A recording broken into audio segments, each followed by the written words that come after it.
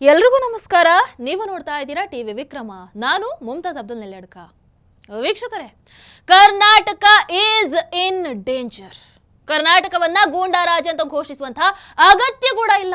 ಇದು ಗೂಂಡಾ ರಾಜ್ಯನೇ ಅಂತ ತಮ್ಮ ನಡವಳಿಕೆಗಳ ಮೂಲಕ ಕಾಂಗ್ರೆಸ್ ಈಗ ತೋರಿಸ್ಕೊಟ್ಟಿದೆ. ಇಲ್ಲಿ ಜನಪ್ರತಿನಿಧಿಗಳ ಜೀವಕ್ಕೆ ಸೇಫ್ಟಿ ಇಲ್ಲ, ಇನ್ನು ನಿಮ್ಮ ಜೀವಕ್ಕೆ ಯಾವ ಗ್ಯಾರಂಟಿ? ಕರ್ನಾಟಕದಲ್ಲಿ ಅಘೋಷಿತ ತುರ್ತು ಪರಿಸ್ಥಿತಿ ಬಂದಿದೆ. ಯಾವಾಗ ಯಾರನ್ನ ಬೇಕಾದ್ರೂ ಅರೆಸ್ಟ್ ಮಾಡಬಹುದು. ಅರೆಸ್ಟ್ ಮಾಡಿ ನಿಮ್ಮನ್ನ ಜೈಲಲ್ಲೂ ಇಡಲ್ಲ, ಲಾಕಪ್ ಒಳಗೂ ಇಡಲ್ಲ.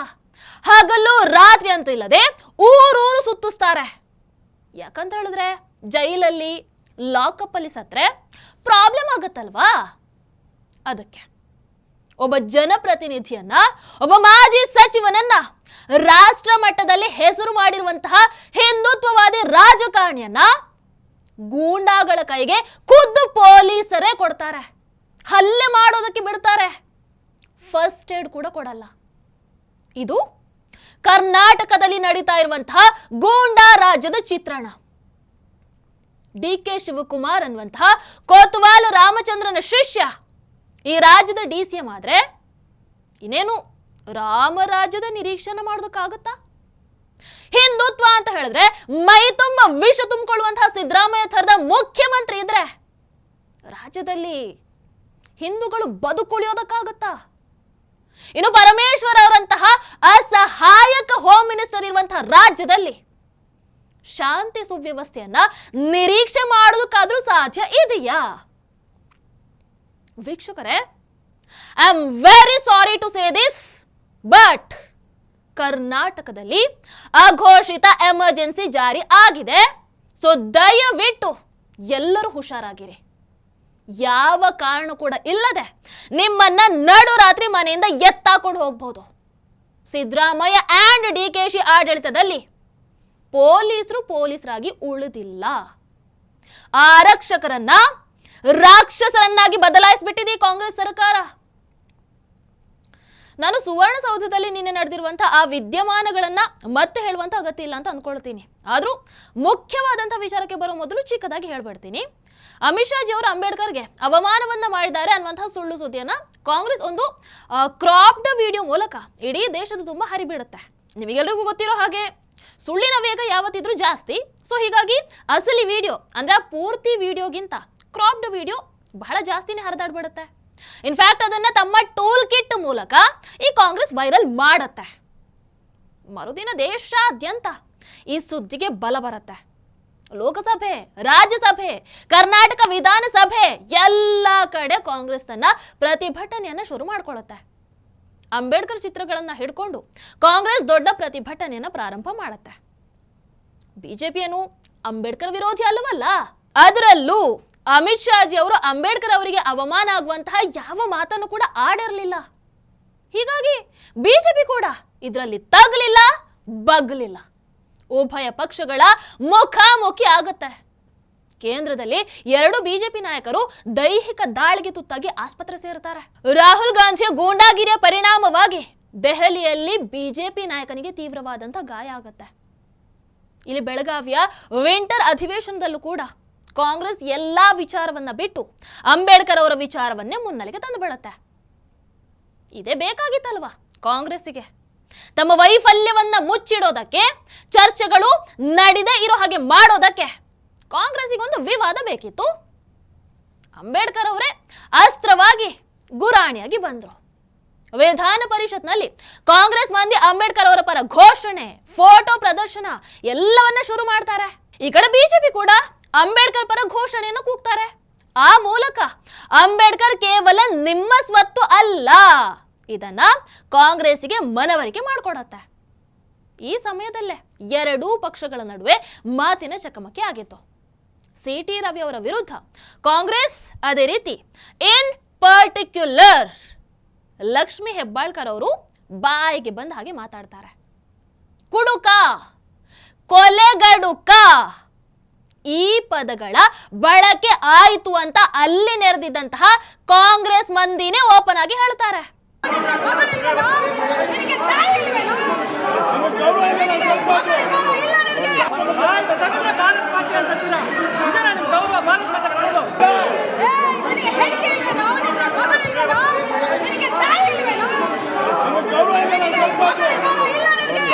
ಆದ್ರೆ ಇದಕ್ಕೆ ಪ್ರತಿಯಾಗಿ CT ರವಿ ಏನ್ ಹೇಳಿದ್ರು? ಪ್ರಾಸ್ಟಿಟ್ಯೂಟ್ ಅಂತ 10 ಬಾರಿ ಹೇಳಿದ್ರು ಅಂತ ಲಕ್ಷ್ಮಿ ಹೆಬ್ಬಾಳ್ಕರ್ ಆರೋಪವನ್ನ ಮಾಡ್ತಾರೆ. 10 ಬಾರಿ ಅಂತ ಲೆಕ್ಕ ಹಿಡ್ಕೊಂಡು ಹೇಳ್ತಾ ಇದ್ದಾರೆ ಅಂತ ಹೇಳಿದ್ರೆ, ಕಡೆ ಪಕ್ಷ ಒಂದು ಸಲ ಆದ್ರೂ ಅಲ್ಲಿ ರೆಕಾರ್ಡಿಂಗ್ ಅಲ್ಲಿ ಕೇಳಿಸ್ಬೇಕಿತ್ತಲ್ವಾ? ಕೇಳಿಸಿಲ್ಲ. ಓದಿಕೆ ಆತಕ್ಕೆ ಬೇಲಿಗೂಟ ಸಾಕ್ಷಿ ಅಂತ ಒಂದು ಗಾದೆ ಮಾತಿದೆ. ಲಕ್ಷ್ಮಿ ಹೆಬ್ಬಾಳ್ಕರ್ ಅವರು ಆರೋಪವನ್ನ ಮಾಡಿದ ಕೂಡಲೇ ಅಲ್ಲಿರುವಂತಹ ಕಾಂಗ್ರೆಸ್ಸಿಗರು ಹೌದು ಹೌದು CT ರವಿ ಹೀಗೆ ಹೇಳಿದ್ರು, 10 ಸಲ ಹೇಳಿದ್ರು ಅಂತ ಸಾಕ್ಷಿಯನ್ನು ಹೇಳೋದಕ್ಕೆ ಶುರು ಮಾಡ್ತಾರೆ. ಇಲ್ಲಿಂದ ಮುಂದೆ ನಡೆದದ್ದು ಅದು ಇಡೀ ರಾಜ್ಯಕ್ಕೆ ಕಳಂಕವನ್ನ ತರುವಂತಹ ಘಟನೆ. ಏಕಾಏಕಿ ಸುವರ್ಣಸೌಧದ ಒಳಗೆ ಲಕ್ಷ್ಮಿ ಹೆಬ್ಬಾಳ್ಕರ್ ಅವರ ಹಿಂಬಾಲಕರು ನುಗ್ತಾರೆ. ಹೆಬ್ಬಾಳ್ಕರ್ ಅವರ PA ದೊಡ್ಡ ಗೂಂಡಾ ಪಡೆಯ ಜೊತೆಗೆ ಬಂದು CT ರವಿ ಅವರ ವಿರುದ್ಧ ದೈಹಿಕ ಹಲ್ಲೆಗೆ ಮುಂದಾಗ್ತಾರೆ. ಬೈ ಚಾನ್ಸ್ ಇವರು ಕೈಗೆ ಸಿಕ್ಕಿದ್ರೆ ಅಥವಾ ಮಾರ್ಷಲ್ಗಳು ರಕ್ಷಣೆಗೆ ನಿಲ್ಲದೆ ಹೋಗಿದ್ರೆ ರವಿ ಅವರ ಹತ್ಯೆ ನಡೆದು ಹೋಗ್ತಿತ್ತು ಏನೋ. ಅಲ್ಲ, ಇಲ್ಲಿ ನಾನು ಉತ್ಪ್ರೇಕ್ಷೆಯಿಂದ ಇದನ್ನ ಹೇಳ್ತಾ ಇಲ್ಲ. ಆ ಗೂಂಡಾಗಳ ವರ್ತನೆಯನ್ನ ನೋಡಿದ್ರೆ CT ರವಿ ಅವರ ಪ್ರಾಣಕ್ಕೆ ಖಂಡಿತವಾಗ್ಲೂ ಅಪಾಯ ಇತ್ತು. ನೀವೇ ನೋಡಿಬೇಕಾದ್ರೆ.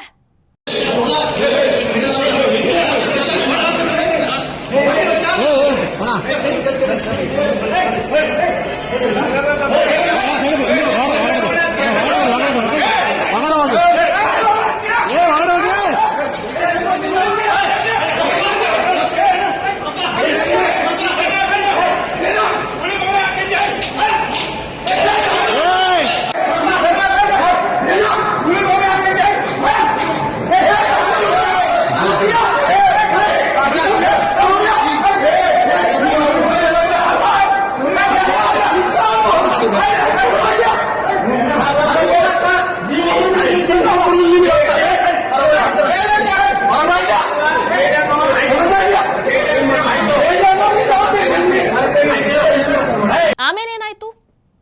CT ರವಿ ಅವರ ವಿರುದ್ಧ FIR, CT ರವಿ ಅವರ ಮೇಲೆ ಕೇಸ್ ದಾಖಲಾಗುತ್ತೆ. ತಕ್ಷಣ ನಾನ್ ಬೇಲೆಬಲ್ ಸೆಕ್ಷನ್ಗಳನ್ನ ಹಾಕಿ ಅರೆಸ್ಟ್ ಮಾಡ್ತಾರೆ. ಅರೆಸ್ಟ್ ಮಾಡಿ ಕೋರ್ಟ್ಗೆ ಪ್ರೊಡ್ಯೂಸ್ ಮಾಡ್ತಾರ? ಇಲ್ವಲ್ಲ. ಕಡೆ ಪಕ್ಷ ಪೊಲೀಸರು ಸೇಫ್ ಕಸ್ಟಡಿಯಲ್ಲಿ ಇಡ್ತಾರ? ಅದೂ ಇಲ್ಲ. ಪೊಲೀಸ್ ಜೀಪ್ ಅಲ್ಲಿ ಊರಿಂದ ಊರಿಗೆ ಸುತ್ತಿಸ್ತಾರೆ. ಇಡೀ ರಾತ್ರಿ ಅಲೆದಾಡಿಸ್ತಾರೆ. ತಲೆಯಲ್ಲಿ ಗಾಯ ಆಗಿ ರಕ್ತ ಸೋರ್ತಾ ಇದ್ರು ಕೂಡ ಒಂದು ಫಸ್ಟ್ ಏಡ್ ಕೊಡಲ್ಲ. ಬರೋಬ್ಬರಿ 3 ಗಂಟೆಗಳ ನಂತರ ತಲೆಗೆ ಬ್ಯಾಂಡೇಜ್ ಹಾಕಿಸ್ತಾರೆ. ನನ್ನನ್ನು ಇಲ್ಲಿಗೆ ಯಾಕೆ ಕರ್ಕೊಂಬಂದ್ರಿ? ನೀವು ನನ್ನನ್ನು ಇಲ್ಲಿಗೆ ಯಾಕೆ ಕರ್ಕೊಂಬಂದ್ರಿ? ನನ್ನನ್ನ ನಿಮ್ಮ ಉದ್ದೇಶ ಏನಿದೆ? ನಾನು ಮರ್ಡರ್ ಮಾಡಕ್ಕೆ, ನನ್ನ ಮರ್ಡರ್ ಮಾಡಕ್ಕೆ ನೀವು ಉದ್ದೇಶ ಮಾಡಿರೋದು. ನನ್ನನ್ನು ಮರ್ಡರ್ ಮಾಡಕ್ಕೆ ಮಾಡಿದ್ರಿ. ಇಲ್ಲ ಅಂದ್ರೆ ಯಾಕೆ ಸುತ್ತಿಸ್ತಾ ಇದೀರಿ?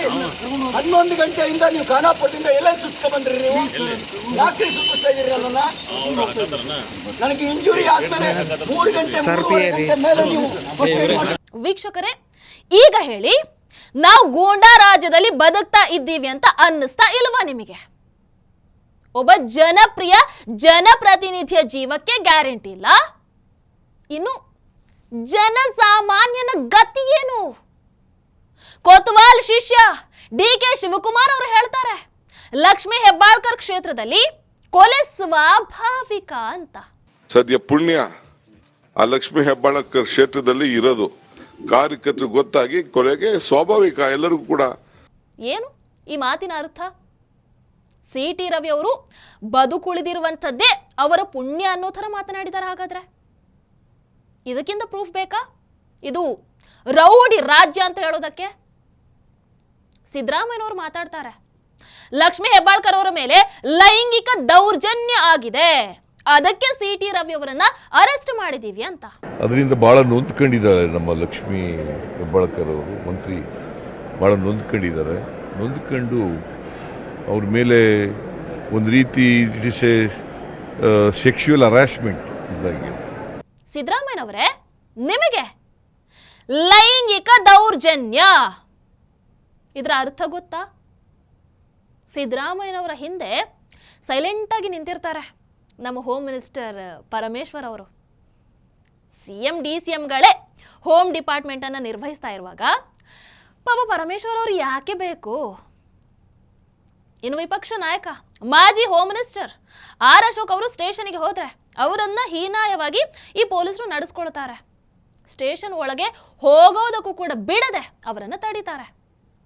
ಸಿ.ಟಿ. ರವಿ ಅವರ ಪರಿಸ್ಥಿತಿ ಏನಾಗಿದೆ ಅಂತ ನೋಡೋದಕ್ಕೂ ಬಿಡಲ್ಲ, ಮಾತಾಡೋದಕ್ಕೂ ಅವಕಾಶವನ್ನು ಕೊಡಲ್ಲ. FIR ಏನ್ ಇದೆ ಅಂತ ಕೂಡ ಗೊತ್ತಿಲ್ಲ, ಆದ್ರೂ ಅರೆಸ್ಟ್ ಮಾಡಿದ್ದಾರೆ. ಹೇಗಿದೆ ನೋಡಿ ಸರ್ಕಾರದ ವರ್ತನೆ.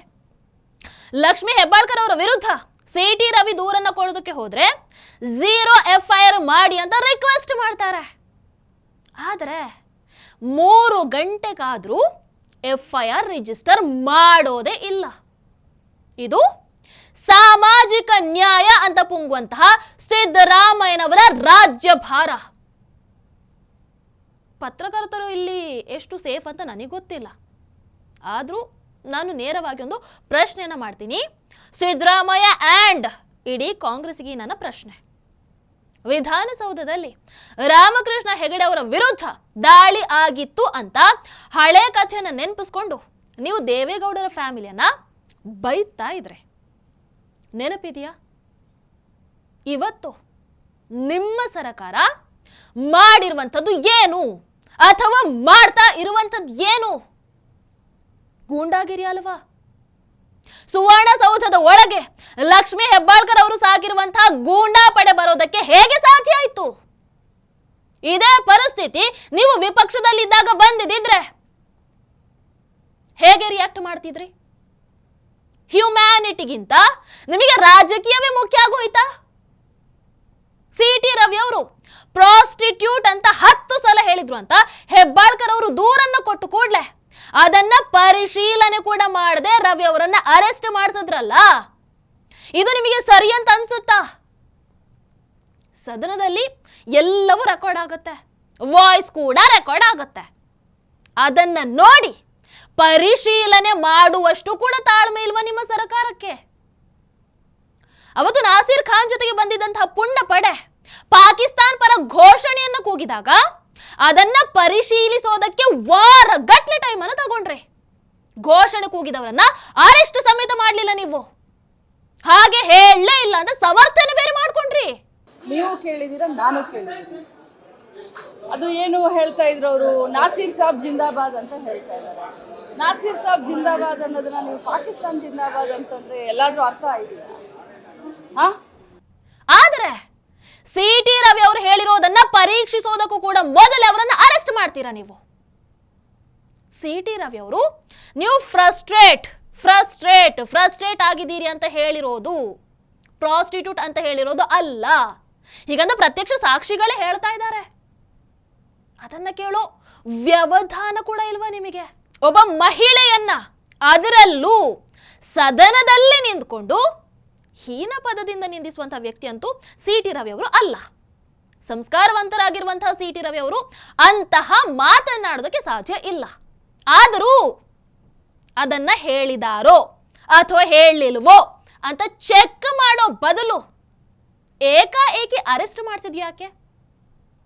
ಸುವರ್ಣಸೌಧದಲ್ಲಿ ಗೂಂಡಾ ವರ್ತನೆಯನ್ನು ಮಾಡಿರುವಂತಹ ಹೆಬ್ಬಾಳ್ಕರ್ PA ಆ್ಯಂಡ್ ಗೂಂಡಾ ಪಡೆ ವಿರುದ್ಧ ಯಾಕೆ ಕೇಸ್ ಇಲ್ಲ?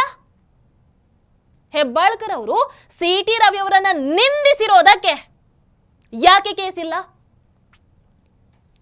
ಇತ್ತೀಚೆಗೆ ಅತುಲ್ ಸುಭಾಷ್ ಅವರ ಆತ್ಮಹತ್ಯೆ ಪ್ರಕರಣ ಆಯಿತು. ಹೆಣ್ಣು ದೂರನ್ನ ಕೊಟ್ರೆ ಮಾತ್ರ ಅದಕ್ಕೆ ಬೆಲೆ, ಗಂಡಿನ ಕಡೆ ಸತ್ಯ ಇದ್ರೂ ಕೂಡ ಆತನಿಗೆ ನ್ಯಾಯ ಸಿಗಲ್ಲ. ಇದು ಆ ಪ್ರಕರಣದಿಂದ ಸಾಬೀತಾಯಿತು ನಮಗೆ. ಈಗ ಮತ್ತೊಂದು ಸಲ ಅತುಲ್ ಸುಭಾಷ್ ಅವರ ಪ್ರಕರಣ ನೆನಪಾಗ್ತಾ ಇದೆ. ಲಕ್ಷ್ಮೀ ಹೆಬ್ಬಾಳ್ಕರ್ ಅವರು ಕಣ್ಣೀರನ್ನ ಹಾಕ್ತಾ ಸದನದಿಂದ ಹೊರನಾಡಿದ್ರಂತೆ. 10 ಸಲ ಪ್ರಾಸ್ಟಿಟ್ಯೂಟ್ ಅಂದ್ರು ಅಂತ ಇವರ ಲೆಕ್ಕವನ್ನ ಕೊಟ್ರಂತೆ. ಸಿ.ಟಿ. ರವಿ ಅವರ ವಿರುದ್ಧ ನಾನ್ ಬೇಲೇಬಲ್ ಕೇಸನ್ನ ರಿಜಿಸ್ಟರ್ ಮಾಡ್ತಾರಂತೆ.